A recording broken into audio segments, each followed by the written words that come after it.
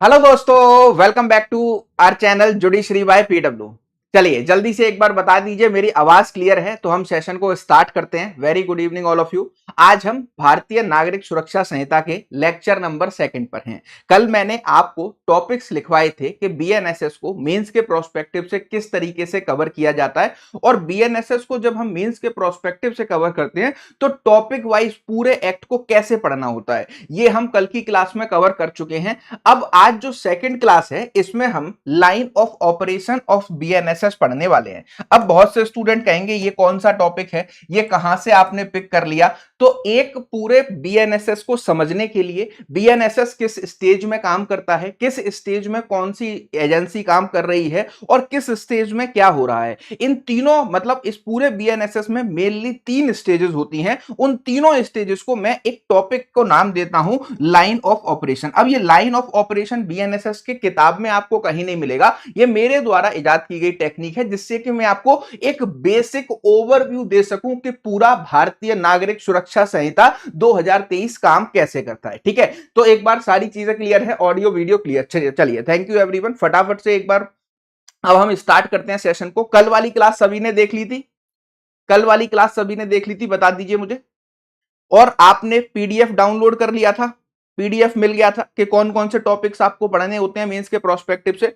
और अब सबसे इंपॉर्टेंट बात मैं आपको बता देता हूं कि अगर आप पीडीएफ डाउनलोड करना चाहते हैं तो ये फ्री पीडीएफ्स आपको कहां पर मिल रहे हैं। और अभी जुडिशरी बाय पीडब्ल्यू पर मैंने ये क्लासेस स्टार्ट की हैं तो मेरे टॉप 50 स्टूडेंट्स को अलग अलग गिफ्ट्स मिलने वाले हैं। इन गिफ्ट्स में आप कैसे पार्टिसिपेट कर सकते हैं ये सारी चीजें मैं आपको बता देता हूं। हम पहली बार जुडिशरी बाय पीडब्ल्यू के इस यूट्यूब प्लेटफॉर्म पर गिव अवे दे रहे हैं जिसमें 50 स्टूडेंट सेलेक्ट होने वाले हैं। 10 स्टूडेंट्स को यहां पर पीडब्ल्यू की बुक्स मिलने वाली हैं जुडिशरी की। इसके बाद आपके 10 स्टूडेंट्स को ईयरली केस लॉस के कंपाइलेशन मिलने वाले हैं।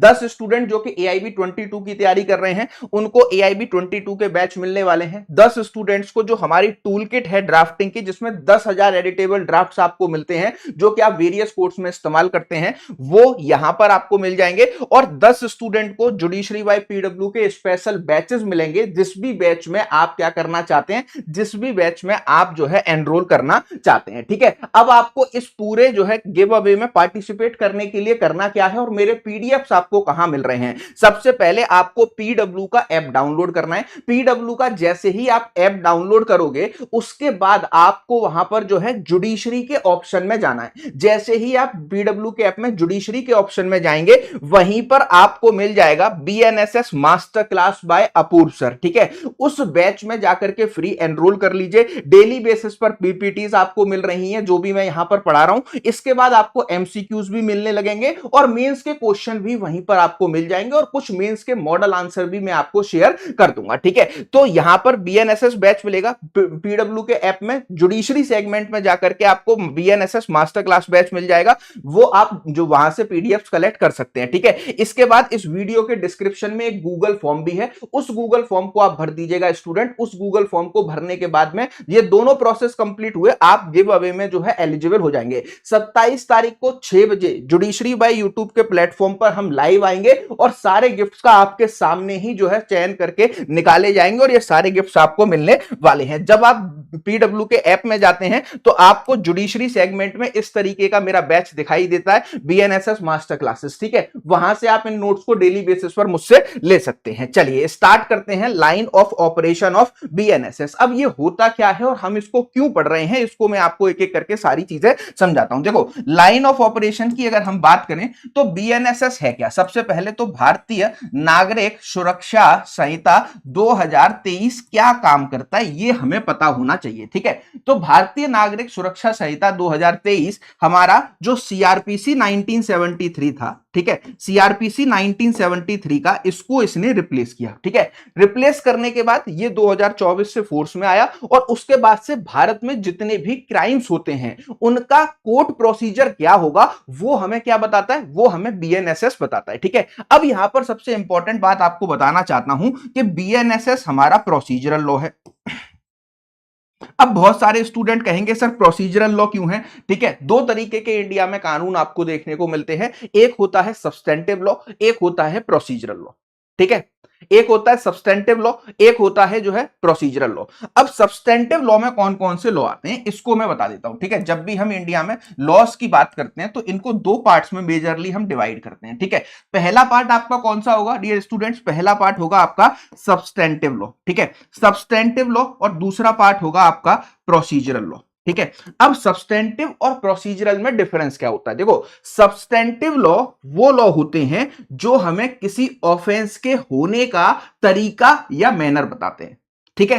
कैसे, क्या समझे आप? मैंने क्या बोला कि जो भी एक्ट, भारत में जो भी कानून आपको किसी भी ऑफेंस के होने का तरीका बताए उसको हम बोलते हैं सब्सटेंटिव लॉ, ठीक है, उसको हम बोलते हैं सब्सटेंटिव लॉ।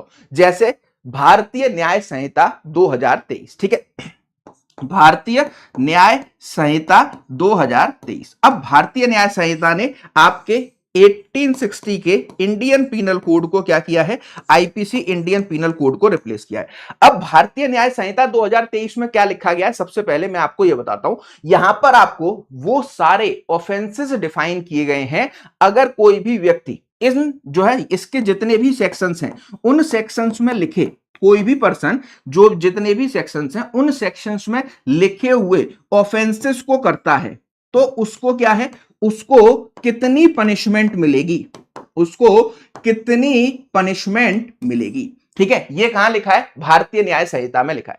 जब अब भारतीय न्याय संहिता ने हमें क्या बताया कि एक व्यक्ति कोई एक्ट करेगा उसको हम कब इलीगल एक्ट मानेंगे और वो कब अपराध बनेगा उसकी परिभाषा बताई, प्लस उस ऑफेंस में कितनी पनिशमेंट दी जाएगी ये बात हमको बताई। इस वजह से बीएनएस हमारा क्या है? बीएनएस हमारा सब्सटेंटिव लॉ है। इसके अनेक उदाहरण आपको मिल जाएंगे, ठीक है। आपको पॉक्सो एक्ट देखने को मिल जाएगा, ठीक है। इसके साथ साथ जेजे एक्ट हो गया, मतलब जो भी एक्ट, जो भी कानून हमें भारत में यह बता रहा है कि अगर आपने ये कृत्य किया, ये वाला जो है काम किया तो ये एक पनिशेबल ऑफेंस है, ठीक है। तो किसी भी ऑफेंस को होने का तरीका प्लस उसकी पनिशमेंट बताने वाले कानून को हम सब्सटेंटिव लॉ के अंदर रखते हैं और सब्सटेंटिव लॉ बोलते हैं।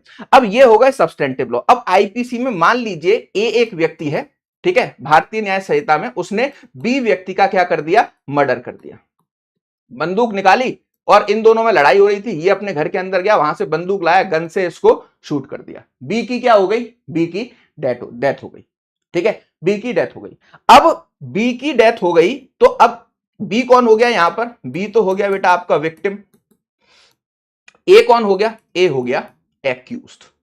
अब हम विक्टिम और एक्यूज शब्द का इस्तेमाल क्यों कर रहे हैं? हम इसको क्यों क्रिमिनल नहीं बोल रहे? हम इसको क्रिमिनल भी तो बोल सकते हैं, ठीक है। क्यों नहीं बोल रहे? क्योंकि अभी हमारा ए के ऊपर ट्रायल चलना जरूरी है, ए के ऊपर ट्रायल होना जरूरी है। जब ये क्रिमिनल ट्रायल चलेगा उसके बाद जब कोर्ट अपना फैसला देगी, ठीक है, कोर्ट अपना जजमेंट देगी, तब यहां पर डिसाइड किया जाएगा, तब यहां पर डिसाइड किया जाएगा इसके कन्विक्शन के बाद, तब हम उसको क्रिमिनल बोलेंगे, ठीक है। तो यहां पर जिसने क्राइम किया है उसको हम एक्यूज्ड बोलते हैं, उसके ऊपर एलिगेशंस लगे हैं कि भाई इसने एक ऑफेंस कमिट किया है अगेंस्ट द अदर पर्सन, ठीक है। दूसरा जिसके खिलाफ ऑफेंस होता है उसको हम विक्टिम बोलते हैं। ए ने बी को गोली चला के मार दिया, ठीक है, तो अब ए को क्या पनिशमेंट होगी? ठीक है, तो ए को बीएनएस बताएगा कि इसको क्या पनिशमेंट होगी, इसको लाइफ इंप्रिजमेंट तक और डेथ पेनल्टी तक हो सकती है, ठीक है। लेकिन अब इस ए को पनिश करने के लिए, यहां पर ध्यान रखिएगा, ए को पनिश करने के लिए कौन सा प्रोसीजर फॉलो करें, कैसे कोर्ट में जाएं, कोर्ट क्या क्या एविडेंसेस देखेगी, कैसे क्रिमिनल केस आगे बढ़ेगा, तो ये सारा प्रोसीजर कहां दिया है? ये सारा प्रोसीजर दिया है बेटा आपके बीएनएसएस में, ठीक है।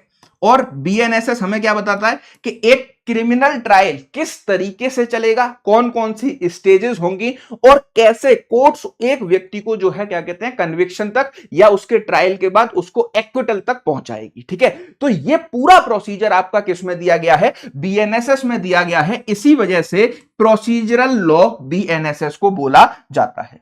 Is it clear? इसी वजह से बीएनएसएस को प्रोसीजरल लॉ बोला जाता है। यहां तक सभी को समझ में आया? किसी बच्चे को कोई डाउट? सब्सटेंटिव और प्रोसीजरल लॉ के डाउट क्लियर हुए? ठीक है, वेरी गुड, ठीक है। अब आ जाते हैं हम अपने इस पर कि लाइन ऑफ ऑपरेशन में हम क्या पढ़ने वाले हैं, यहां तक हमने देख लिया ऑफेंस। अब इसी इलस्ट्रेशन को मैं आगे बढ़ाता हूं, इसी इलस्ट्रेशन को आगे बढ़ाता हूं कि एक ऑफेंस कमिट हुआ है स्टूडेंट, ठीक है। इसी इलस्ट्रेशन को आगे बढ़ाते हैं कि एक ऑफेंस कमिट हुआ है। अब इस ऑफेंस को, ठीक है, ऑफेंस कमिट हुआ, इस ऑफेंस में हमने देखा जो हमारा प्रीवियस एग्जांपल था कि ए ने बी को शूट किया, ठीक है, ठीक, ए ने बी को शूट किया, बी डाइड, बी मर चुका है, ठीक। इसी इलस्ट्रेशन को आगे बढ़ाइए। अब ये एक ऑफेंस हो गया, भारतीय न्याय संहिता ने मर्डर को डिफाइन कर रखा है, ठीक है। तो ये सब्सटेंटिव लॉ ने हमें बता दिया कि ये एक पनिशेबल ऑफेंस है, इसमें डेथ पेनल्टी तक की सजा है।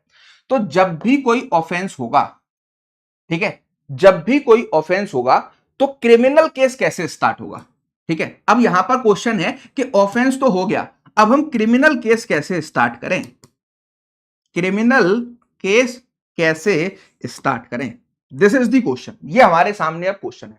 तो क्रिमिनल केस के 3 तरीके होते हैं फाइल करने के या स्टार्ट करने के, ठीक है। कौन कौन से 3 तरीके हैं? पहला तरीका है बेटा कि आप पुलिस स्टेशन में जाएं, ऑफेंस होने के बाद आप पुलिस स्टेशन में जाएं और पुलिस स्टेशन में जाकर के अपनी तहरीर मतलब एफआईआर को लिखवा दें, ठीक है, अपनी एफआईआर को लिखवा दें। जब एफआईआर लिखी जाएगी उसके बाद पुलिस के पास ये राइट है कि वो इसको सेक्शन 173 में जो है रिकॉर्ड करेगी, जो भी स्टेट गवर्नमेंट की डायरी है, ठीक है। उसके बाद इस केस की इन्वेस्टिगेशन स्टार्ट कर दी जाएगी, इस केस की इन्वेस्टिगेशन स्टार्ट कर दी जाएगी, ठीक है। तो एफआईआर लिखने के बाद पुलिस क्या करेगी बच्चा, याद रखिएगा, बहुत ही इंपॉर्टेंट चीज बता रहा हूं, यहीं से कहानी शुरू होगी लाइन ऑफ ऑपरेशन की, ठीक है। जैसे ही एफआईआर रजिस्टर में एफआईआर लिखी, officer in charge of police station या तो खुद या किसी भी इन्वेस्टिगेशन ऑफिसर को अपॉइंट कर देंगे और वो इस केस की इन्वेस्टिगेशन स्टार्ट कर देगा, ठीक है। सेकंड पॉइंट, मान लेते हैं कि ये ऑफेंस तो हुआ लेकिन क्रिमिनल केस के लिए जब व्यक्ति पुलिस स्टेशन गया तो उसकी एफआईआर नहीं लिखी गई, तो क्या भारत में क्रिमिनल केस को स्टार्ट करने का कोई दूसरा मैकेनिज्म है? हां जी, तो वो जो दूसरा प्रोसेस होता है वो होता है आपका कंप्लेंट। याद रखिएगा, दूसरा प्रोसेस क्या होता है? कंप्लेंट। अभी मैं पूरा समझाऊंगा इन्वेस्टिगेशन, इंक्वायरी, ट्रायल, लेकिन अब दूसरा प्रोसेस समझ लीजिए कि अगर कोई ऑफेंस होता है और क्रिमिनल केस है, क्रिमिनल केस की एफआईआर लिखाने पुलिस स्टेशन गए, पुलिस ने एफआईआर नहीं लिखी, एफआईआर नहीं लिखी, फिर हमने अपने एरिया के एसपी को अप्रोच किया, एसपी साहब भी हमारी नहीं सुन रहे हैं, एसपी साहब भी हमारी नहीं सुन रहे हैं, तो मतलब ये जो पुलिस एफआईआर लिखकर हम अपने केस को स्टार्ट करा सकते थे, ये रास्ता हमारे लिए बंद हो गया। तो दूसरा मैकेनिज्म भारत में क्रिमिनल केस को स्टार्ट करने का होता है, दैट इज कंप्लेंट। अगर फर्स्ट बंद हो जाता है तो कंप्लेंट का रास्ता होता है। अब कंप्लेंट किसको की जाती है? देखो, एफआईआर तो हम पुलिस थाने में जाके पुलिस वालों को करा के आए, लेकिन कंप्लेंट यहां पर बताती है, बीएनएसएस बताता है कि कंप्लेंट आप करोगे अपने जुडिशियल मजिस्ट्रेट को। कंप्लेंट किसको करोगे बेटा आप? जुडिशियल मजिस्ट्रेट को। समझ में आया इतना? तो आप अगर एफआईआर नहीं लिखी, एसपी साहब ने आपकी नहीं सुनी, तो आप अपने एरिया के मजिस्ट्रेट के पास जाइए, अपना पूरी चीज उनको लिख के सबमिट कर दीजिए। मजिस्ट्रेट साहब को लगता है कि आपकी कंप्लेंट में दम है, आपके केस में सही जानकारी है, तो फिर वो यहां से आपके केस में डायरेक्ट 2 चीजें कर सकते हैं, ठीक है। मजिस्ट्रेट ने यहां पर कंप्लेंट ली, कंप्लेंट लेने के बाद सबसे पहले कंप्लेनेंट जो शिकायत करता है, कंप्लेनेंट उसका एग्जामिनेशन करेंगे, ठीक है। इसके साथ में जो इसके विटनेसेस, जो ये अपने गवाह लेकर आया है, उनका एग्जामिनेशन करेंगे। इन दोनों चीजों को करने के बाद मजिस्ट्रेट साहब को लगा कि हां भाई क्रिमिनल केस बनता है, then the magistrate have 2 powers. Magistrate साहब के पास 2 पावर हैं, ठीक है। जस्ट मजिस्ट्रेट साहब के पास 2 पावर हैं। ठीक है, कौन कौन सी, या तो ये पुलिस को ऑर्डर दे दें कि इस केस में एफआईआर लिखो, इन्वेस्टिगेशन करो और मेरे पास पुलिस रिपोर्ट सबमिट करो, that is chargesheet. This is one process. ठीक है, मान लेते हैं दूसरा प्रोसेस, ध्यान से सुनिएगा, पुलिस हो गया, दूसरा प्रोसेस पुलिस को इन्होंने बोल दिया, तो अब जब मजिस्ट्रेट ने ऑर्डर दिया है तो मजिस्ट्रेट वॉचाई की तरह काम कर रहे हैं, वॉचडॉग की तरह काम कर रहे हैं, और पुलिस इनकी देख रेख में एफआईआर लिख के इन्वेस्टिगेशन करके लाएगी। मतलब दूसरा स्टेप भी मजिस्ट्रेट को यह पावर देता है कि पहले स्टेप पर जाएं, दूसरा स्टेप भी ये पावर देता है कि वो पुलिस को आदेश दे कि पहले स्टेप पर जाएं और एफआईआर करके इन्वेस्टिगेशन करके पुलिस रिपोर्ट को सबमिट करें। अगर मजिस्ट्रेट को ऐसा लगता है कि पुलिस इनकी कोई हेल्प नहीं करेगी, पुलिस इनकी कोई भी हेल्प नहीं करेगी, देन मजिस्ट्रेट साहब के पास पावर है कि ये इस पर कॉग्निजेंस लें, ये इस पर कॉग्निजेंस लें, और कॉग्निजेंस लेने के बाद इस केस में खुद से वो इंक्वायरी करें। ठीक है, या फिर इस इंक्वायरी को किसी भी अपने सब ऑर्डिनेट मजिस्ट्रेट को बोलें कि बेटा तुम इसकी केस की ये फाइल है, इसकी इंक्वायरी करो और इसकी रिपोर्ट लाके मुझे सबमिट करो।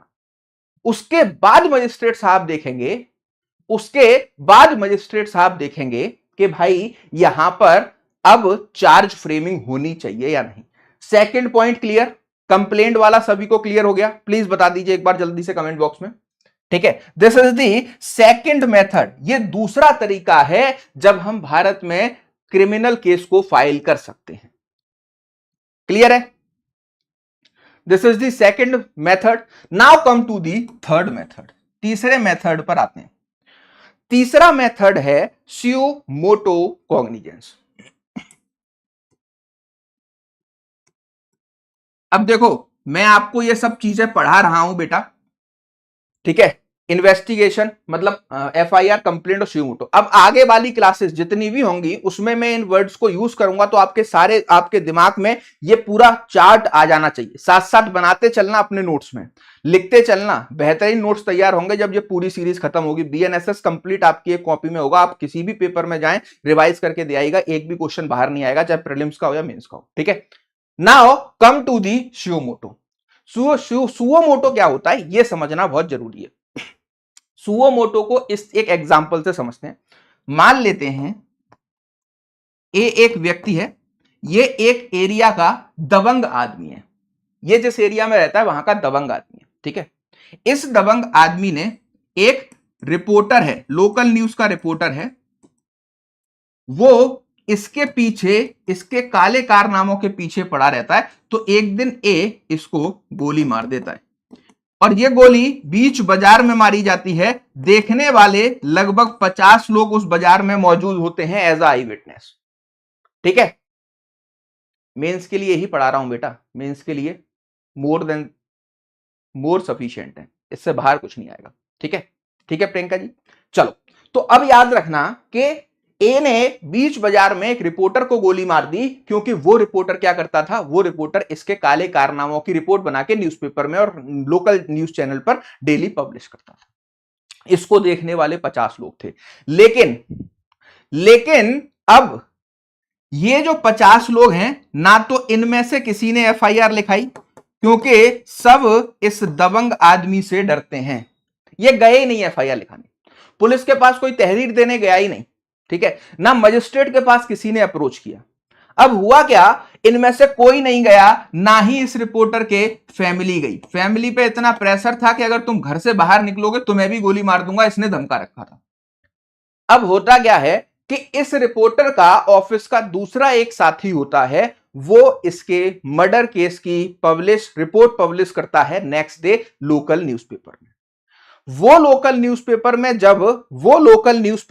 जब वो घटना छपती है, उसके बाद जो लोकल डिस्ट्रिक्ट के न्यूज चैनल होते हैं वो उस रिपोर्ट को कवर करते हैं, और फिर वहां से एक जो है कह सकते हैं बड़ा चैनल, नेशनल मीडिया उसको कवर करता है कि ए बाहुबली है, किसी भी एरिया के, उन्होंने एक रिपोर्टर की बीच बाजार में दोपहर में 2 बजे गोली मार के हत्या कर दी। ना तो पुलिस ने किसी को शिकायत लिखाई, उनके परिवार को बंधक बना के उनके घर में रखा हुआ है, डराया जा रहा है कि गोली मार देंगे, और इस बात पे ना ही मजिस्ट्रेट को कोई कंप्लेंट गई है। अब जैसे ही ये नेशनल मीडिया पर आने लगा तो नेशनल न्यूज़पेपर में छपा, ठीक है, टीवी वाले दिखाने लग गए, आपके जो एफएम रेडियोस वगैरह होते हैं उन पे प्रसारित होने लग गया। अब ये बन गया नेशनल मुद्दा, ठीक है। अब इस एरिया के जहां पे ये घटना हुई थी, वहां के जुडिशियल मजिस्ट्रेट को किसी ने अप्रोच नहीं किया, कोई बंदा गया नहीं, लेकिन उनको खबर मिल रही है, वो टीवी खोल रहे हैं तो नेशनल न्यूज पे सुन रहे हैं कि मेरे एरिया में एक दबंग आदमी ने मर्डर कर दिया। वो न्यूज़पेपर पढ़ रहे हैं सुबह उठ के, उसमें आर्टिकल छापे जा रहे हैं। तो यहां पर ना तो कोई एफआईआर लिखाने गया, ना ही कोई कंप्लेंट करने गया, जुडिशियल मजिस्ट्रेट को इंफॉर्मेशन मिली है from the different various sources. याद रखिएगा, सुनते जाइएगा, बड़ा मजेदार कहानी है। जुडिशियल मजिस्ट्रेट को सिर्फ क्या है, इंफॉर्मेशन मिल रही है। अब इंफॉर्मेशन देने वाला कौन है, इंफॉर्मेंट कौन है, किसी की कोई जानकारी नहीं है। मीडिया से मिल रही है, न्यूज़पेपर कटिंग्स में मिल रही है, एफएम और उस पर रेडियो सुन रहे हैं तो उस पर मिल रही है। कचहरी में जब वो जा रहे हैं तो वहां पर जाकर के क्या हो रहा है, वहां पर जाकर के एडवोकेट्स घुसुर पुसुर धीरे धीरे बातें कर रहे हैं। जो उनका प्यून है वो भी कह रहा है कि सर दबंग आदमी ने कल गोली मार दी है और एक मर्डर हमारे एरिया में हो गया। इन सारी इंफॉर्मेशन के बेसिस पर अब देखिए, ना तो एफआईआर हुई ना कंप्लेंट हुई मजिस्ट्रेट के पास। मजिस्ट्रेट के पास यह अधिकार है कि वह स्वतः संज्ञान ले सकते हैं, सुयो मोटो कॉग्निजेंस ले सकते हैं, ठीक है।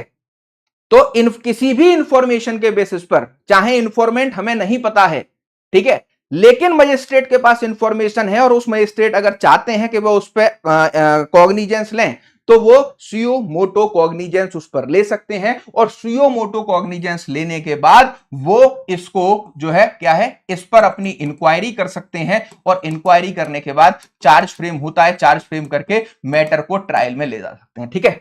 तो these are 3 methods by which we can start the criminal proceeding in the court of law, ठीक है। भारत में क्रिमिनल केस को फाइल करने के ये 3 तरीके होते हैं, ठीक है। अब ये बात लिखी कहां पर है, ये आप पढ़ोगे बीएनएसएस का सेक्शन 210 क्लॉज 1, ठीक है। सब clause A, sub clause B और सब क्लॉज सी। ए क्या कहता है, मैं इसको साफ पेज पे लिख देता हूं। ये बात लिखी कहां पर है, ये लिखी है डियर स्टूडेंट आपके section 210 clause 1, sub clause A, sub clause B, sub clause C. A क्या कहता है, कंप्लेंट पर मजिस्ट्रेट की पावर है कि अगर कोई कंप्लेंट आई है उस पर कॉग्निजेंस लेना। दूसरा, कोई भी पुलिस रिपोर्ट आई है उस पर कॉग्निजेंस लेना। और तीसरा, अगर उनको इंफॉर्मेशन मिली है तो उस पर कॉग्निजेंस लेना। Is it clear, is it clear, यहां तक सबको समझ में आया, यहां तक सबको समझ में आया, वेरी गुड। अब यहीं से एक बार क्लास के मोमेंटम को, अब तक तो ऐसे चल रहे थे, अब ऐसे चलाना स्टार्ट करते हैं। थोड़ा सा अपनी सीट बेल्ट्स को टाइट कर लीजिएगा। ये 3 प्रोसेस मैंने बताए, अब इन तीनों प्रोसेस के लाइन ऑफ ऑपरेशन एक एक करके आपको समझाता हूं। सबसे पहले आ जाइए आप एफआईआर पर, ठीक है। एफआईआर में कोई क्रिमिनल केस कैसे चलता है इसको समझते हैं, ठीक है। एफआईआर जब होती है तब कोई क्रिमिनल केस कैसे चलता है इसको समझिए। सबसे पहले मान लेते हैं कोई ऑफेंस हुआ, इस ऑफेंस का जो भी विक्टिम होगा, ठीक है, या फिर विटनेस होगा, या क्या, सबसे पहले या तो वो व्यक्ति विक्टिम हो सकता है, विक्टिम जानते हो ना, या तो वो पर्सन विक्टिम हो सकता है, ठीक है, जिसके अगेंस्ट ऑफेंस हुआ है। मान लीजिए विक्टिम की डेथ हो गई, तो उस एरिया में देखने वाले, उस एरिया में जो है उस घटना को देखने वाले लोग होंगे, विटनेस हो सकते हैं।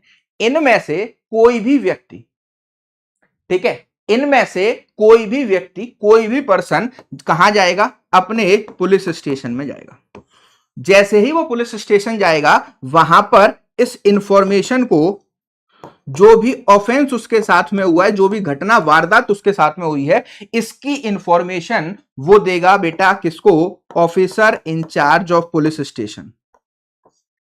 बीएनएसएस में technically officer in charge of police station word का इस्तेमाल किया गया है, तो इस बात को आप ध्यान रखेंगे, ठीक है। Officer in charge of police station को देगा। अब officer in charge of police station इसकी बातों को, अब ये विक्टिम और विटनेस जो है जाकर के ओरली भी अपना सबमिशन कर सकते हैं, ये चाहे तो रिटर्न में भी लिखकर ले जा सकते हैं, लिखित में भी अपनी दरख्वास्त लेकर जा सकते हैं, ठीक है। जैसे ही ये information officer in charge of police station को दी जाएगी, officer in charge of police station को जो पढ़ाया गया है उसके अनुसार वो अनुमान लगाएंगे कि ये मैटर 173 का है या फिर 174 ऑफ बीएनएसएस का है। ये दोनों सेक्शंस आपको पता है, एक बार बताइएगा 173 174 क्या आपको पता है? 173 ऑफेंस इन कॉग्निजेबल केसेस, ठीक है, 174 offence is non cognizable cases. तो 173 क्या कहता है? ऑफेंस इज कॉग्निजेबल केस मतलब एफआईआर, ठीक है। अगर officer in charge of police station को यह लगा कि यह एक संज्ञेय अपराध का मामला है, तो इस केस में अब वो क्या करेंगे? तो वो इस केस में लिखेंगे बेटा एफआईआर, एफआईआर लिखेंगे, ठीक है। चलिए अब मैं शुरू करता हूं यहां से पूरा लाइन ऑफ ऑपरेशन इसका। सबसे पहले एफआईआर लिखी जाएगी, ठीक। एफआईआर लिखने के बाद या तो officer in charge of police station स्वयं, अगर वो चाहे तो किसी भी आईओ को अपॉइंट कर देंगे। किसको? आईओ। किसको अपॉइंट कर देंगे बेटा? आईओ को अपॉइंट कर देंगे, ठीक है। इन्वेस्टिगेशन ऑफिसर को अपॉइंट कर देंगे जो कि सब इंस्पेक्टर की रैंक से नीचे का नहीं होना चाहिए। क्लियर है इतनी बात सभी को?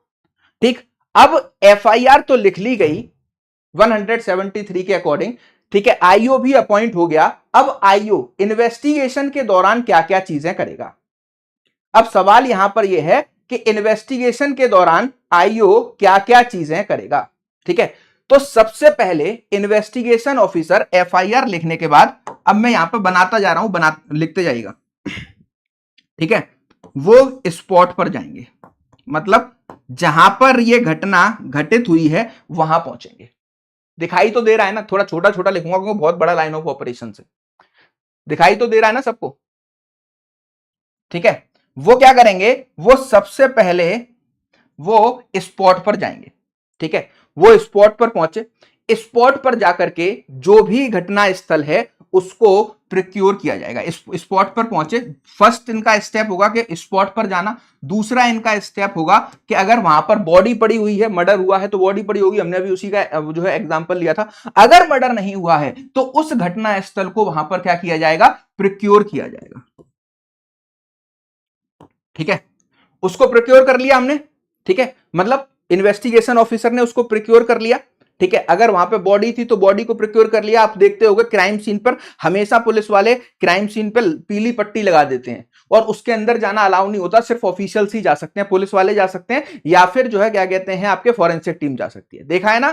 तो दूसरा काम इन्वेस्टिगेशन ऑफिसर का होता है कि प्रिक्योर द प्लेस और द बॉडी। अगर बॉडी है तो बॉडी प्रिक्योर कर लो, प्लेस है तो प्लेस प्रिक्योर कर लो, ठीक है।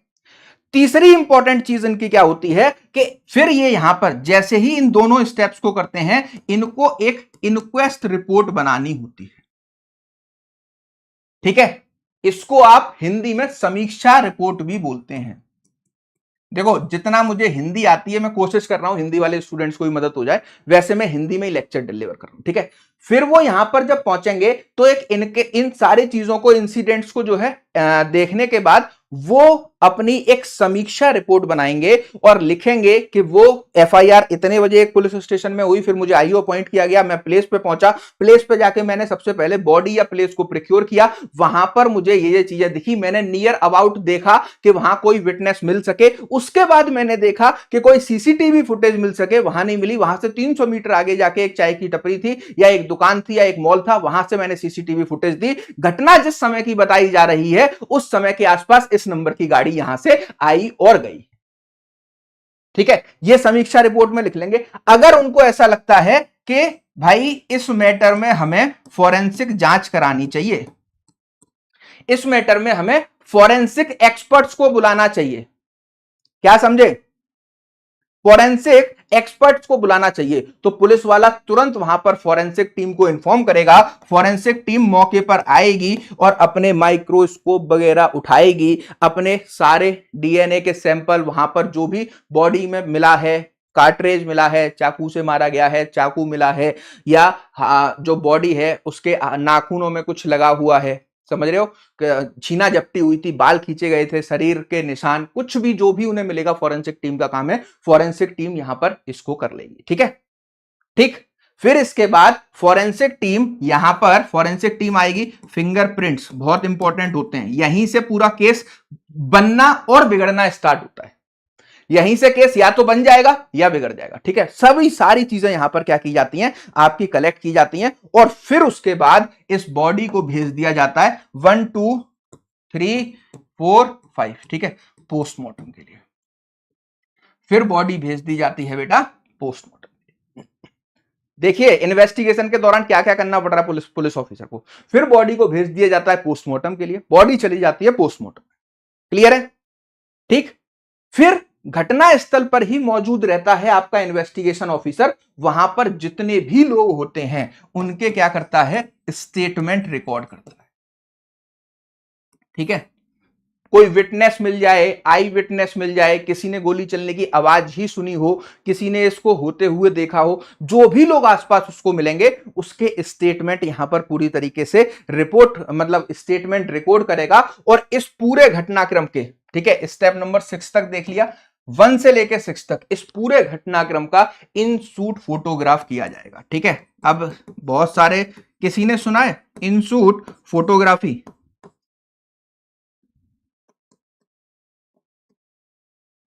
इंशूट फोटोग्राफी सुनिए कभी? हाँ जी, इंशूट फोटोग्राफी सुनिए कभी? हर एक चीज जो यहां से लेकर यहां तक हुई है, डिटेल्ड फोटोग्राफी उसकी वहां पर की जाएगी। फॉरेंसिक टीम जब आएगी तब भी बॉडी को प्रोक्योर किया जाएगा, तब भी हर एक चीज का फोटो यहां पर लिया जाएगा। इस स्टेटमेंट के बेसिस पर अगर इन्वेस्टिगेशन ऑफिसर को ऐसा लगता है कि किसी भी व्यक्ति को हमें उठा लेना चाहिए, अरेस्ट कर लेना चाहिए, उसको वो अरेस्ट कर लेंगे, पुलिस थाने में ले आएंगे। ठीक है, फिर 24 घंटे तक उससे जानकारी एकत्रित करेंगे। अगर ऐसा लगता है कि 24 घंटे में इससे जानकारी एकत्रित नहीं हो पाई है, जानकारी एकत्रित नहीं हो पाई है, तो इसीलिए कह रहा हूं कि पूरी सीरीज देखना, ऐसी ऐसी चीजें बताऊंगा कि जो सुनी नहीं होंगी, जो कि किताबों में मैंने लिखी हुई है, धरातल पे जब ग्राउंड रियलिटी में जाकर देखते हो तब वो चीजें देखने को मिलती है। ठीक है, अब यहां पर ध्यान रखना कि जब पुलिस स्टेटमेंट के बेसिस पर पुलिस को लगा कि हाँ भाई हमें सीसीटीवी से पता लगा, लोगों ने स्टेटमेंट दिया कि एक्स उसका मर्डर करके गया या ए उसका मर्डर करके गया, तो ए को जाके अरेस्ट करेंगे, उसको पुलिस थाने में लाके उससे जांच पड़ताल की जाएगी। अगर सर्च और सीजर कराया जा सकता है कि उसने जो गोली मारी थी वो पिस्टल कहां है, ठीक है, तो वो फिर उसको प्लेस पर ले जाया जाएगा जहां पर उसने घटना की थी, वो पूरे उसको क्या है, पूरे वाकया को बताएगा। उसके बाद में याद रखिएगा कि मतलब सर्च और सीजर यहां पर कराया जाता है। ठीक है, सर्च और सीजर यहां पर कराया जाता है। और इन सारी चीजों को करने के बाद, this is only the first stage, that is investigation. Investigation ही चल रहा है। इन सारी चीजों को करने के बाद, इन सारे तथ्यों को जो है देखने के बाद, पुलिस अपनी एक रिपोर्ट बनाती है। ठीक है, पुलिस अपनी एक रिपोर्ट बनाती है। मैं इसी को आगे कंटिन्यू करता हूं यहीं पर। ठीक है, सारी चीजें कर ली। ठीक है, पुलिस ने अब एक रिपोर्ट बनाई। ठीक है, पुलिस ने अपनी एक रिपोर्ट बनाई और इस रिपोर्ट में दो बातें हो सकती हैं, दो बातें इसमें हो सकती हैं। पहली बात ध्यान रखिएगा, ठीक है, पहली बात ध्यान रखिएगा, पहली चीज क्या होगी, रिपोर्ट बनाने के बाद फर्स्ट थिंग क्या होगी, या तो ये आपकी चार्जशीट होगी, चार्जशीट। इस चार्जशीट को कभी कभी जो है एफआर भी बोला जाता है, फाइनल रिपोर्ट बोला जाता है। ठीक है, या फिर पुलिस क्लोजर रिपोर्ट बनाएगी, या फिर पुलिस क्लोजर रिपोर्ट बनाएगी। चार्जशीट, फाइनल रिपोर्ट या क्लोजर रिपोर्ट, इनके बारे में कभी सुना है? सुन लो अब यहीं से। ये पूरी इन्वेस्टिगेशन की स्टेज कंप्लीट हुई है, अब हम इंक्वायरी पर टर्न कर रहे हैं। अब हम इंक्वायरी पर टर्न कर रहे हैं। तो अब इंक्वायरी पर जाना, ठीक है, तो ये पूरा इन्वेस्टिगेशन का पार्ट पढ़ाया मैंने, अभी इंक्वायरी पढ़ाऊंगा फिर ट्रायल पढ़ाऊंगा। ठीक है, तो ये जो चार्जशीट है या क्लोजर रिपोर्ट है, ध्यान से सुनिएगा, चार्जशीट है या क्लोजर रिपोर्ट है। अब या तो पुलिस को इस पूरी इन्वेस्टिगेशन करके ये पता लगेगा कि हां जी ऑफेंस हुआ है, ठीक है, और the answer is yes, offence हुआ है, तो हमें इस मैटर को आगे ट्रायल तक ले जाना है। पूरी रिपोर्ट बना लेंगे, चार्जशीट किसको सबमिट की जाएगी, कोर्ट को, मजिस्ट्रेट को बताऊंगा अभी, ठीक है। अगर पुलिस को ऐसा लगता है कि कोई ऑफेंस नहीं हुआ, ए ने जो बी को गोली मारी थी, ठीक है, और बी मरने की एक्टिंग कर रहा था, ठीक है, सलमान खान की या एसआरके की, शाहरुख की या आमिर की या फिर रणबीर कपूर की, अनिल कपूर की, सनी देओल की मूवी शूट हो रही थी, मूवी की शूटिंग हो रही थी और वहां पर खड़े लोगों ने देखा कि सच में गोली मार दी गई है। पुलिस जब स्पॉट पर पहुंची तो उन्होंने देखा कि वहां के जो स्पॉट बॉय हैं उन्होंने बताया, अरे साहब ये तो वही चल रहा है, ठीक है, ये तो वही चल रहा है, मतलब ये तो मूवी की शूटिंग चल रही है, यहां कोई मर्डर नहीं हुआ, ऐसा इसके मतलब सेटअप बनाया गया था कि लोगों को लगे कि मर्डर हो रहा है क्योंकि मूवी शूट चल रहा था, ठीक है। तो अगर पुलिस को ऐसा लगता है कि कोई भी ऑफेंस नहीं हुआ है तो पुलिस वहीं पर क्लोजर रिपोर्ट फाइल कर देगी, और इस केस में अगर इस क्लोजर रिपोर्ट से जुडिशियल मजिस्ट्रेट सेटिस्फाई हो जाते हैं तो ये क्रिमिनल केस यहीं पर खत्म हो जाएगा, ठीक है, क्लियर। मैंने पीडब्ल्यू को कब ज्वाइन किया है, 18 तारीख को, 18 को, ठीक है। क्लोजर रिपोर्ट, केस वहीं पर खत्म अगर मजिस्ट्रेट सेटिस्फाई हुए तो, ठीक है। अगर अब आ जाते हैं ऑफेंस, मान लो पुलिस ने चार्जशीट बनाई और पुलिस का यह कहना है ऑफेंस हुआ है, इस केस को ट्रायल पर लेके जाना चाहिए, तो अब हमने ये पढ़ लिया कि पुलिस इन्वेस्टिगेशन के दौरान क्या क्या करती है। This is the first stage of investigation. क्या इन्वेस्टिगेशन का पार्ट सभी को समझ में आ गया? Then we will go to the inquiry. ये AIB 22 का क्लास है बेटा, जिसके लिए पढ़ लोगे वही एग्जाम निकल जाएगा, जो भी इस क्लासेस को पढ़ लेगा, जो भी एग्जाम देगा वो निकल जाएगा, ठीक है। चलो ये हो गया अपना इन्वेस्टिगेशन यहां तक। अब मैं आगे चलूं, चलो जी इंक्वायरी पे आ जाते हैं, यहीं से इंक्वायरी स्टार्ट कर रहा हूं, ठीक है, समझते जाना ध्यान से, बड़ी इंटरेस्टिंग कहानी है। आज ये समझ लिया तो समझना BNSS पूरा कंप्लीट हो गया, 50% ओवरव्यू BNSS का समझ में आ गया, ठीक। दूसरी बात, अब आ जाओ इंक्वायरी पे। इंक्वायरी में क्या होगा, सबसे पहले ये चार्जशीट जुडिशियल मजिस्ट्रेट को सबमिट की जाएगी, ठीक है। अब जुडिशियल मजिस्ट्रेट इस चार्जशीट का रीड ओवर करेंगे, पढ़ेंगे, ठीक है। जब मजिस्ट्रेट ने इस चार्जशीट को पढ़ा, ध्यान से सुनिएगा, जब मजिस्ट्रेट ने इस चार्जशीट को पढ़ा और फिर मजिस्ट्रेट को ऐसा लगा कि इस केस में मुझे कॉग्निजेंस लेना चाहिए, संज्ञान लेना चाहिए, ठीक है, संज्ञान लेना चाहिए, ध्यान से सुनिएगा, इस केस में मुझे संज्ञान लेना चाहिए, तो मजिस्ट्रेट लेंगे कॉग्निजेंस। जिस दिन से मजिस्ट्रेट ये डिसाइड कर लेंगे इसको पढ़ के कि मैं इस केस को ट्रायल पर ले जाऊंगा, उसी दिन हम कहेंगे कि अब आपकी इंक्वायरी की स्टेज शुरू हो गई है। क्या शुरू हो गई है बेटा?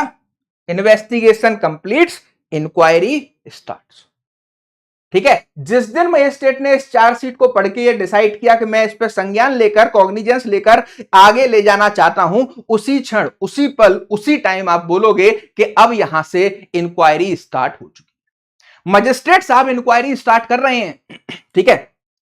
मजिस्ट्रेट साहब ने कॉग्निजेंस लिया इंक्वायरी स्टार्ट करने के लिए। अब देखो चार्जशीट में पुलिस सब कुछ लेकर आती है, ठीक है, कि कितने बजे FIR हुई, कब IO अपॉइंट हुआ, IO कितने बजे स्पॉट पे पहुंचा, स्पॉट पे किसके एग्जामिनेशन किए गए, किन की जानकारी ली गई, जो भी पूरी घटनाक्रम में हुआ सारी चीजें लेकर आएगी, ठीक है। कोई रिकवरी हुई है, अरेस्ट में जाकर के उसने खुद से जो है क्या कराया है, बताया है कि मैंने हथियार कहां छुपाया, हर चीज लिख कर लाएगी, ठीक है। तो ये पूरा पूरा चार्जशीट जब मजिस्ट्रेट पढ़ेंगे, इसके बाद मजिस्ट्रेट सबसे पहले करेंगे फर्स्ट स्टेप इंक्वायरी में, इशू ऑफ प्रोसेस। क्या करेंगे? कल मैंने टॉपिक लिखवाया था ना, कल टॉपिक लिखवाया था ना, इशू ऑफ प्रोसेस, मेंस का टॉपिक बनता है, ये पढ़ाऊंगा, इशू ऑफ प्रोसेस आएगा तो, ठीक है।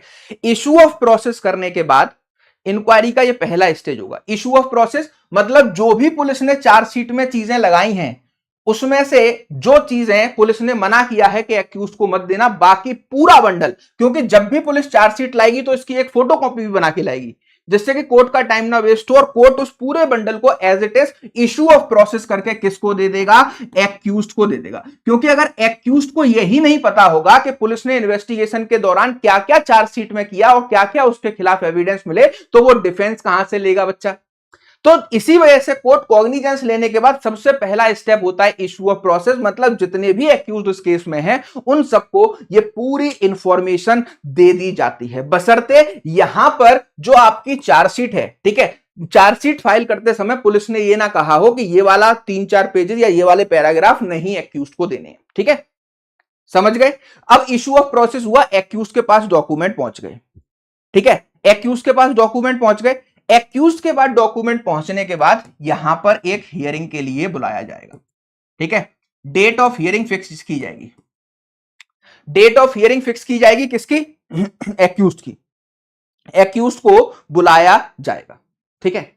अब एक्यूज यहां पर आकर के अपनी बेगुनाही का सबूत नहीं देगा, दो बातें कहेगा, ठीक है, दो बातें कहेगा कि हां जी मेरे ऊपर जो आरोप लगे हैं वो ठीक है, ठीक है, या फिर वो ये कहेगा कि मैं इन आरोपों से जो है, मैं इन एलिगेशन से वास्ता नहीं रखता, मुझे बिल्कुल पसंद नहीं है, मैं ट्रायल में जाना चाहता हूं, ठीक है। तो यहां पर दो चीजें होंगी, ठीक है, दो चीजें क्या होंगी?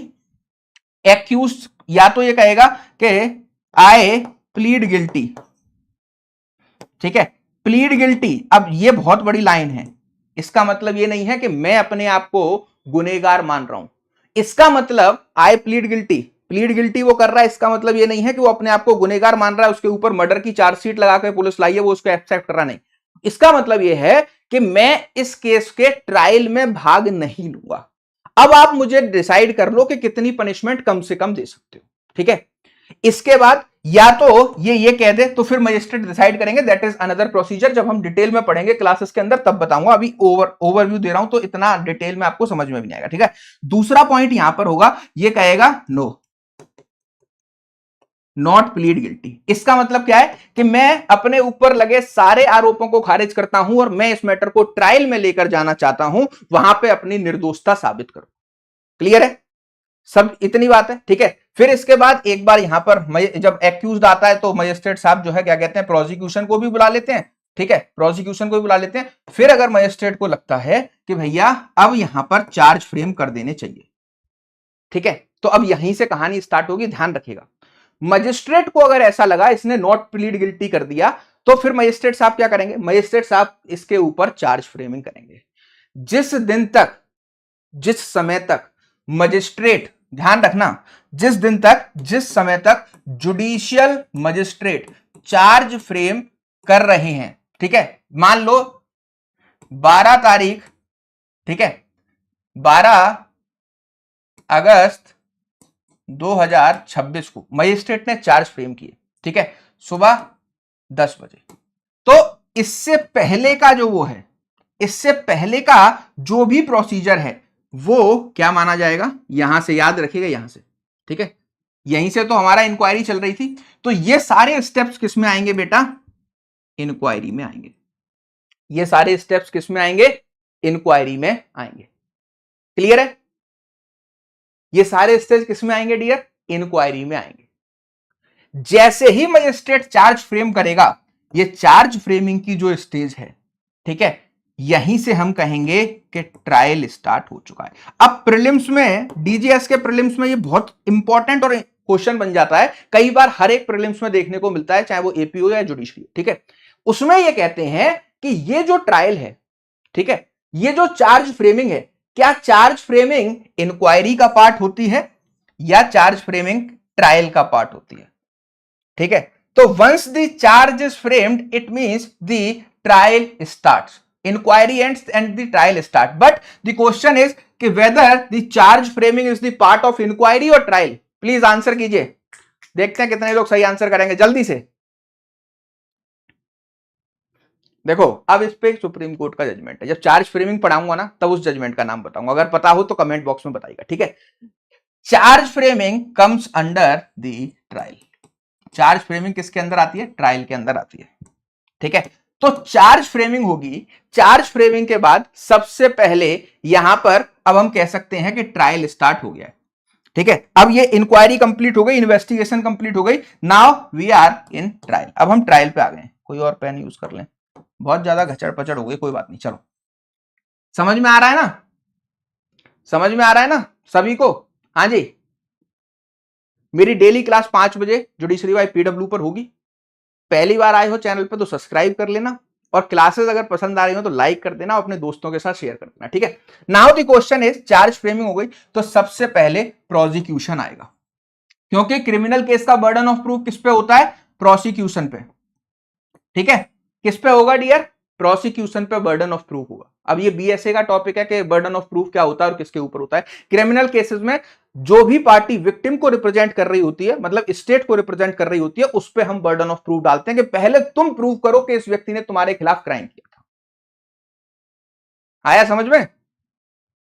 ठीक। नाउ यही सवाल यहां पर सबसे बड़ा बनेगा, ठीक है। प्रोसिक्यूशन आएगा, प्रोसिक्यूशन केस को ओपन करेगा कौन? पब्लिक प्रोसिक्यूशन की साइड से पीपीआई होंगे, सरकारी वकील, वो केस को ओपन करेंगे। ओपन करने के बाद प्रोसिक्यूशन अपने सारे एविडेंसेस देगा, ठीक है। एविडेंसेस के बाद वो अपने सारे विटनेसेस को बुलाएगा, ठीक है। विटनेसेस आएंगे, विटनेसेस आने के बाद डिफेंस को यह मौका मिलेगा कि वो अगर चाहें तो इनका क्रॉस एग्जामिनेशन कर सकें, ठीक है। डिफेंस का यह मौका मिलेगा कि वो चाहें तो इनका क्रॉस एग्जामिनेशन कर सकें, क्रॉस एग्जामिनेशन होगा, ठीक है। इसके बाद जैसे ही प्रोसिक्यूशन अपना first round of argument complete कर देगा, देन यहां पर सेकंड राउंड स्टार्ट हो जाएगा, ठीक है। फिर आएगा डिफेंस, डिफेंस आएगी, डिफेंस अपने एडवोकेट के थ्रू रिप्रेजेंट करवेगी। मतलब हम एडवोकेट हायर क्यों करते हैं? हमारे ऊपर क्रिमिनल केस होता है, क्योंकि सरकार तो उनको रिप्रेजेंट करती है, ठीक है। क्लियर? क्लियर? ठीक। तो यहां पर याद रखिएगा, ये हो गया एडवोकेट रिप्रेजेंट करेगा, ये अपने सारे एविडेंसेस देंगे और प्रोसिक्यूशन के एविडेंसेस को यहां पर न्यूट्रल करने की कोशिश करेंगे कि प्रोसिक्यूशन ने गलत एविडेंस लगाए, ठीक है। क्लियर है?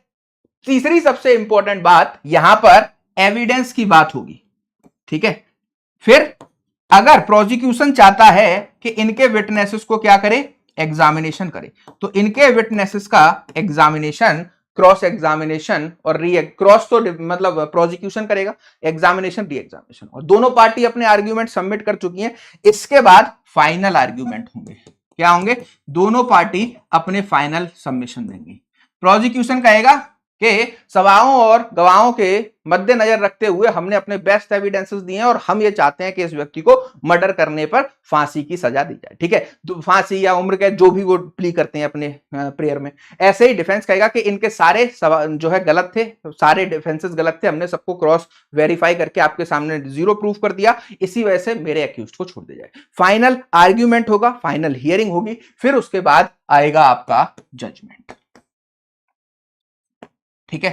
फिर उसके बाद मजिस्ट्रेट साहब अपना जजमेंट देंगे। जजमेंट में या तो वो एक्यूज्ड पर लगे एलिगेशंस में उसको कन्विक्ट करेंगे, सजा देंगे, या फिर उसको एक्विट करेंगे, ठीक है। अगर एक्विट किया गया है तो उसी दिन उसको बाइज्जत बरी कर दिया जाएगा। अगर कन्विक्शन किया गया है तो फिर यहां पर स्टार्ट होगा डियर फाइनल, यहां पर स्टार्ट होगा आपका फाइनल जो है hearing, final hearing of sentence. एक दिन डिसाइड किया जाएगा कि इस दिन कोर्ट ने जजमेंट दे दिया, अब इसकी जो सेंटेंस है फाइनल हियरिंग वो शुरू की जाएगी, ठीक है। उसमें जो प्रोसिक्यूशन है वो ये प्रूफ करेगी कि कम से कम सजा मिले, लेकिन डिफेंस है वो प्रूफ करेगा कम से कम सजा मिले। प्रोसिक्यूशन कहेगा ज्यादा से ज्यादा सजा दीजिए, इसने पहले भी ऐसा अपराध कर रखा है, इसको ज्यादा सजा मिलनी चाहिए, ठीक है। तो वो वहां पर पनिशमेंट को इनहांस कराने की कोशिश करेंगे, इनहांसमेंट ऑफ पनिशमेंट, क्योंकि पुराने प्रीवियस रिकॉर्ड निकाल के लाए जाएंगे कि इसने पहले कभी जो है क्या कहते हैं क्राइम तो नहीं कर रखा, अगर कर रखा है तो इनहांसमेंट ऑफ पनिशमेंट पे प्रोसिक्यूशन चला जाएगा, ठीक है। तो ये सारी चीजें होंगी और फिर फाइनल सेंटेंस स्टार्ट हो जाएगी उसकी जजमेंट के बाद, ठीक है। तो this is the line of operations of BNSS. ऐसे काम करता है भारतीय नागरिक सुरक्षा संहिता। आया मजा? आया मजा? अब अगर इस डायग्राम को मैं आपके लिए बना दूं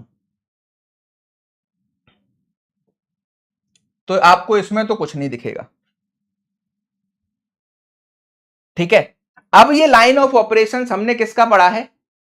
ये लाइन ऑफ ऑपरेशंस हमने पढ़ा है अभी सिर्फ एफआईआर वाले पार्ट का, ठीक है। मैंने अभी किसका लाइन ऑफ ऑपरेशन बताया, यही सबसे बड़ा लाइन ऑफ ऑपरेशन होता है। मैंने 3 चीजें आपको भी यहां पर बताई थी कि एफआईआर के थ्रू इन्वेस्टिगेशन होती है, फिर पुलिस रिपोर्ट सबमिट होती है। इसका लाइन ऑफ ऑपरेशन हम कवर कर चुके हैं, इसका लाइन ऑफ ऑपरेशन हम कवर कर चुके हैं।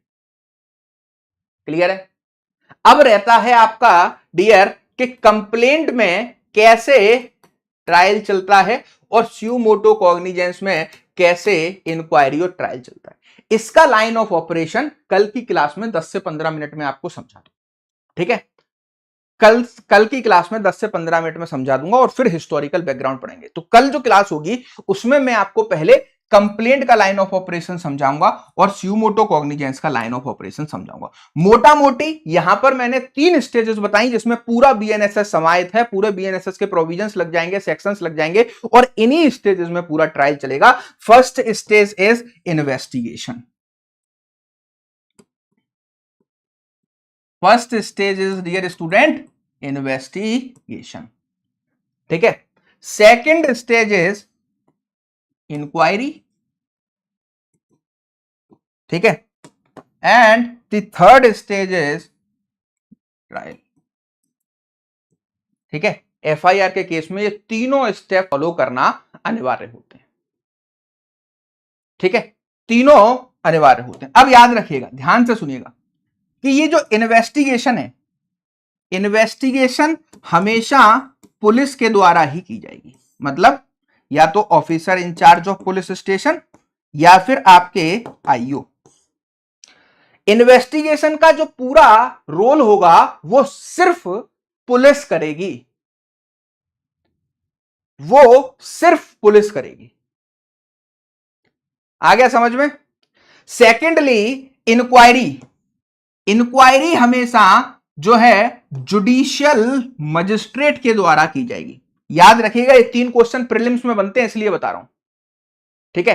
पहला, investigation is always done by police officers, inquiry is always done by judicial magistrate and on the order of judicial magistrate by any by any subordinate magistrate, ठीक है? तो investigation हमेशा police करेगी और इन्वेस्टिगेशन में कभी आपसे कोई क्वेश्चन पूछ लिया जाए तो सारा काम पुलिस का है। इंक्वायरी में हर एक चीज, इशू ऑफ प्रोसेस करना, एक्यूज को सुनना, उसकी बातें सुनना, प्ली गिल्ट कराना, चार्ज फ्रेमिंग करना, सारा काम जुडिशियल मजिस्ट्रेट का है, ठीक है? And the third trial, trial, ठीक है, इन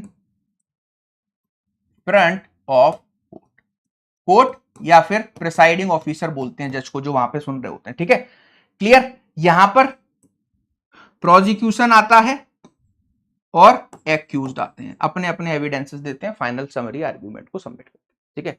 तो दीज आर दी 3 स्टेजेस जो कि हमने पहले एफआईआर के केस में पढ़ी हैं, ठीक है? इस डायग्राम को बना लेना, कल यहीं से क्लास स्टार्ट होगी, ठीक है? एफआईआर के केस में पढ़िए, यहीं से क्लास स्टार्ट होगी, क्योंकि अब याद रखेंगे कि ये एफआईआर का हो गया और जब हम बात करते हैं कंप्लेंट केस की तो कंप्लेंट केस में इन्वेस्टिगेशन नहीं होती, इंक्वायरी और ट्रायल होते हैं। वहीं पर जब हम बात करते हैं इंफॉर्मेशन के बेसिस पर सुओ मोटो कॉग्निजेंस की तो उसमें भी इन्वेस्टिगेशन नहीं होती, इंक्वायरी और ट्रायल होते हैं, ठीक है? कल और क्लियर हो जाएगा, कल और क्लियर हो जाएगा, ठीक है? अब आज की क्लास के वैसे मैंने लिखवा तो बहुत कुछ दिया है, लेकिन इसके पूरा डिटेल नोट्स के इन्वेस्टिगेशन में क्या क्या होता है, मेरी हैंडराइटिंग खराब है तो मैं ये बना देता हूं जिससे बच्चे समझ जाएं कि एफआईआर हुई, स्पॉट पर गए, ठीक है, बॉडी को प्रिक्योर किया, इंक्वेस्ट रिपोर्ट बनाई, fingerprints, forensic expert, postmortem, statement, search and seizure, ठीक है?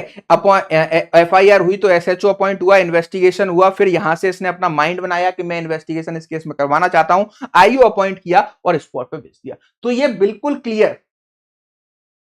सर मेरे क्वेश्चन बताइए कमेंट में देखकर, हाँ बताइए। ये बिल्कुल क्लियर नोट्स जो हैं आपको कंप्लेंट के हर एक चीज के चार्ट वाइज जो मैंने बनाए हैं वो आपको मिल रहे हैं बिल्कुल फ्री, उसके साथ में गिफ्ट जीतने का मौका भी, ठीक है? आप पीडब्ल्यू का ऐप डाउनलोड कीजिए, पीडब्ल्यू के ऐप डाउनलोड करके जुडिशरी के सेगमेंट में जाइए। जुडिशरी के सेगमेंट में जब आप जाएंगे तो यहां पर BNSS मास्टर क्लास का बैच मिलेगा जो आप सभी के लिए बिल्कुल फ्री है। अपील करने के बाद अपील पर स्टे मिलता है, that is different procedure. Today is second class, आज दूसरी क्लास है। जो डिटेल में कब स्टे मिलेगा कब नहीं मिलेगा वो सारी चीजें बाद में बताऊंगा, ठीक है। कब अपील होगी, कब रिवीजन होगा, कब आप रिव्यू में जाओगे, मतलब रेफरेंस, सब कुछ बता दूंगा, ठीक है। तो पीडब्ल्यू पर जाएंगे, ऐप डाउनलोड करेंगे और वहां पर जुडिशरी सेगमेंट में master classes by Apurv sir बिल्कुल फ्री पीडीएफ्स मिल जाएंगी। दूसरी इंपॉर्टेंट बात, अभी 50 मेरे स्टूडेंट्स को गिफ्ट जीतने का मौका मिल रहा है। उसके लिए आपको पीडब्ल्यू का ऐप डाउनलोड करना है, बीएनएसएस मास्टर बैच में फ्री एनरोल करना है। इस वीडियो के नीचे गूगल फॉर्म दिया है, उस फॉर्म को भर देना है, ठीक है। इस फॉर्म को भर देना है, ठीक है। गूगल फॉर्म में जो लिंक दिया है, ठीक, उसको भर देना है। और जैसे ही आप उसको भर देंगे आप एलिजिबल हो जाएंगे। 27 तारीख को शाम को 6 बजे मैं लाइव आऊंगा आपके लिए। जो 10 बच्चों को बुक मिलने वाली है, 10 को केस लॉ कंपाइलेशन, 10 को AIB 22 बैच फ्री मिलने वाले हैं जो AIB करना चाहते हैं, 10 को लीगल ड्राफ्ट, 10,000 लीगल ड्राफ्ट की टूल किट मिलने वाली है, और 10 स्टूडेंट को कोई भी स्पेशल बैच आप पीडब्ल्यू का लेना चाहते हैं वो फ्री मिलने वाले हैं। 50 स्टूडेंट को लाइव गिव अवे करूंगा, जाकर के आप कर सकते हैं, ठीक है। पार्टिसिपेट करने का तरीका बता दिया है। डेली क्लास 5 से 6 होती है। क्लास पसंद आई हो तो इसको लाइक कर दीजिएगा। चैनल पर पहली बार आए हैं, मुझसे जुड़ना चाहते हैं तो कर लीजिए सब्सक्राइब। मुलाकात होगी कल की क्लास में। Thank you for watching.